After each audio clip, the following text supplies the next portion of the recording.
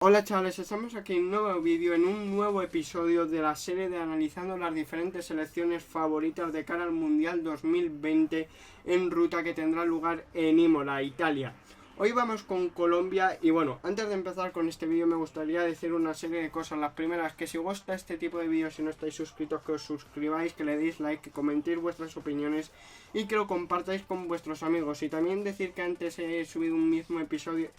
un episodio de esta serie y hemos analizado la selección española. Y luego después de este vídeo de la colombiana vendrá un vídeo analizando la selección belga y la selección holandesa. Una vez dicho esto y que los datos que he cogido, las capturas que vais a ver de fondo, la del mundial, por así decirlo, la del perfil del mundial, es del Twitter de la Flan Rus, que os lo dejaré el Twitter de la Flan Rus en la descripción. Y también a partir de ahí los datos que voy a dar argumentando, por así decirlo, por resultados, pues lo he sacado de la página Pro Cycling Stats, así que os lo dejaré en la descripción. Como digo siempre, ya veis que digamos en el perfil son 262 kilómetros de mundial con 9 vueltas a un mismo circuito, que ya veis que los dos puntos claves son Mazzolano, la cota de Mazzolano, que tiene 1,3 kilómetros al 9,5% de media, y luego Galisterna, que tiene la misma distancia pero es un poquito más duro porque tiene 11,1 de media.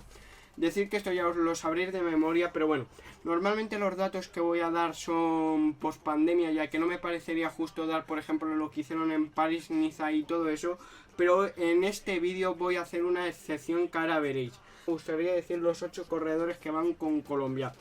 Muñoz, Sergio Nava, Esteban Chávez, Harold Tejada, Higuita, Superman López, Daniel Felipe Martínez y Rigobert Urán. 3 corredores de Education First, que son Daniel Felipe Martínez y Guita, y también Rigobert Urán. Los 2 corredores de UAE son Muñoz y Sergio Nava. Los 2 están a Harold Tejada y Superman López, y luego el Mitchelton es Esteban Chávez. Vamos a empezar por Muñoz, que bueno, es con el que he hecho la excepción, que no solo he cogido, o sea, podría haber cogido el dato post pandemia, pero solo tenía un resultado destacado más o menos, así que he decidido meter también lo que hizo post pandemia, que ya veis que bueno,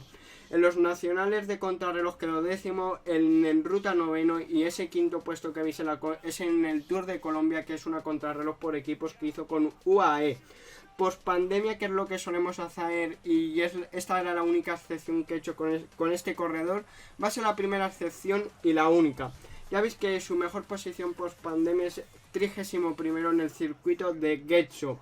Luego nos vamos a ir con Sergio Henao, con su compañero, que ya veis que de post pandemia lo mejor que ha hecho es en el segundo sector de la semana Copy Bartali, quedó octavo. Y hay que tener en cuenta que era una contrarreloj por equipos. Luego en Tirreno Adriático ya veis que en Saturnina en la tercera etapa quedó sexto.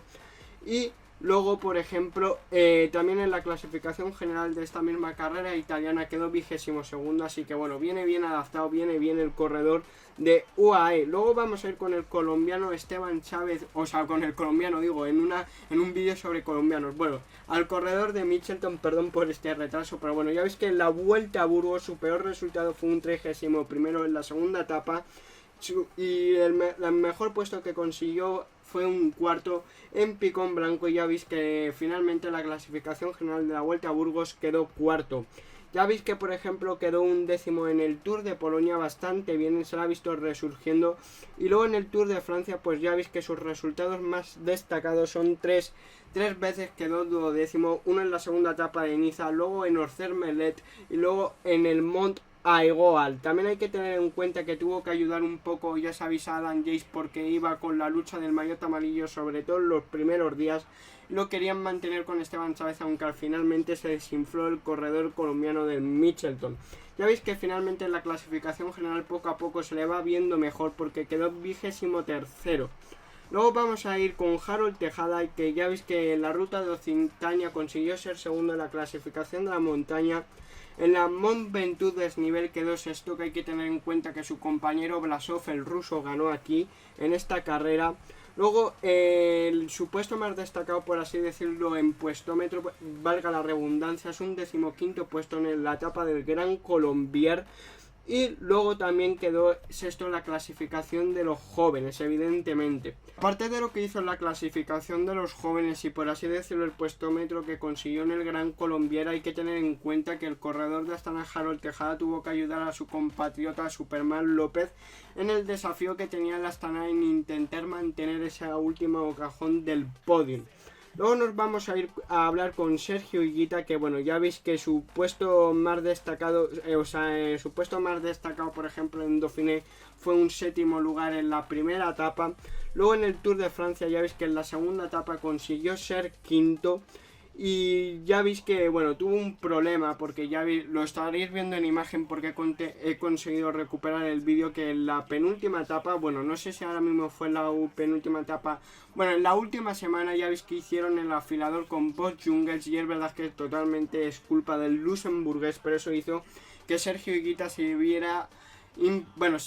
obligado a abandonar y decir adiós al Tour de Francia, que la estaba haciendo de momento bastante bien. Así que bueno, una pena, creo que no se llegó a romper nada, pero las heridas sí que le hicieron tener que abandonar. Luego nos vamos a ir con Superman López, que bueno, lo dicho, como lo mismo que Harold Tejada, la Mont Ventoux desnivel consiguió ser 12º, pero su compañero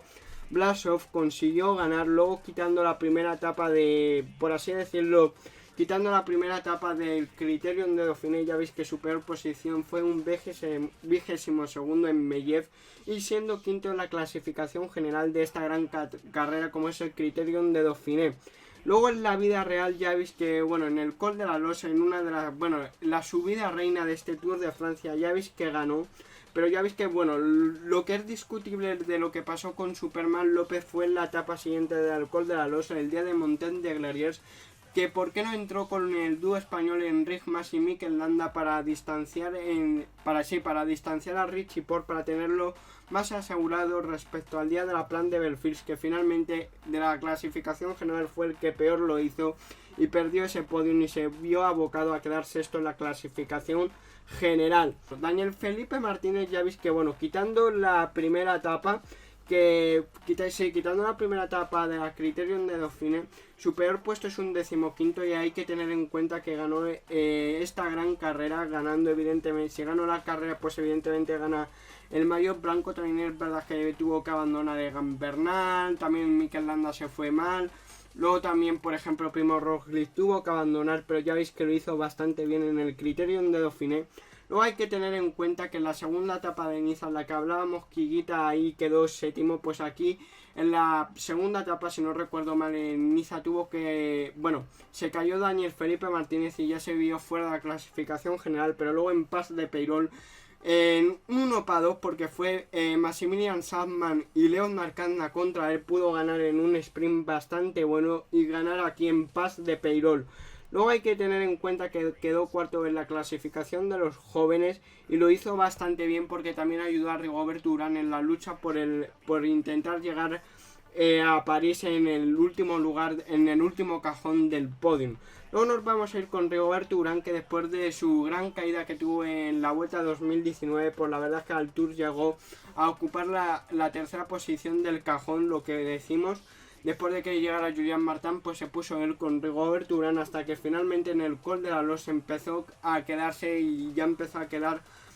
bastante rezagado de, digamos, de las posiciones del podium, pero finalmente gracias a su gran contrarreloj pues logró quedar octavo. También hay que decir que Rigoberto Urán, durante, digamos, las etapas que estuvo ahí luchando en la tercera posición, no fue ofensivo, pero bueno, estaba ahí por luchar. Lo único que en el Col de la Losa pues perdió todas las oportunidades que tenía por entrar, digamos, en París con el podio. Así que bueno, espero que os haya gustado este vídeo, dale a like, suscribiros y nos vemos en el siguiente vídeo directo. Adiós.